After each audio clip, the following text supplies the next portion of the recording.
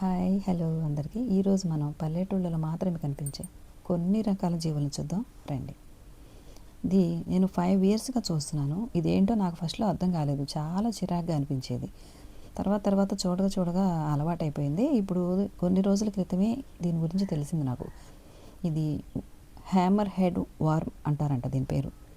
ఇది టెట్రోడోటాక్సిన్ అనే న్యూరోటాక్సిన్ విడుదల చేస్తుందంట. ఇది కొంతవరకు విషపూరితమనే చెప్తున్నారు. ఇది వానపాముల్ని తినేస్తుంది. పర్యావరణం దెబ్బతీస్తున్నట్లే కదా. ఈ వార్మ్ని ముక్కలుగా కట్ చేసినా కానీ ప్రతి ఒక్క ముక్క ఇంకొక వార్మ్గా తయారవుతుందంట. ఇవి 12 అంగుళాల వరకు పొడవు పెరుగుతాయండి. దీనికి రంగులు మార్చుకునే స్వభావం కూడా ఉందంట.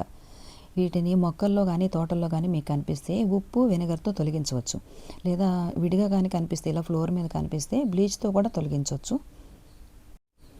నా ఎక్స్పీరియన్స్ అయితే ఇవి చాలా సెన్సిటివ్. ఒక్కోసారి చీపురుతో చిమ్మేద్దామని చెప్పి చూస్తే అట్లాగే నేలకి ఫ్లోర్కి అలా అంటుకుపోతాయి అనమాట.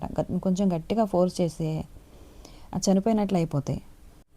నా వాయిస్ కొంచెం ఈరోజు అంత కంఫర్ట్గా లేదు, అర్థమవుతుంది అనుకుంటున్నాను.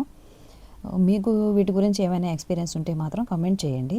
నెక్స్ట్ మెట్ట చెలగా అంటారు. నీళ్ళలో ఉండేవి కాకుండా ఫ్లోర్ మీద తిరుగుతుంటాయి.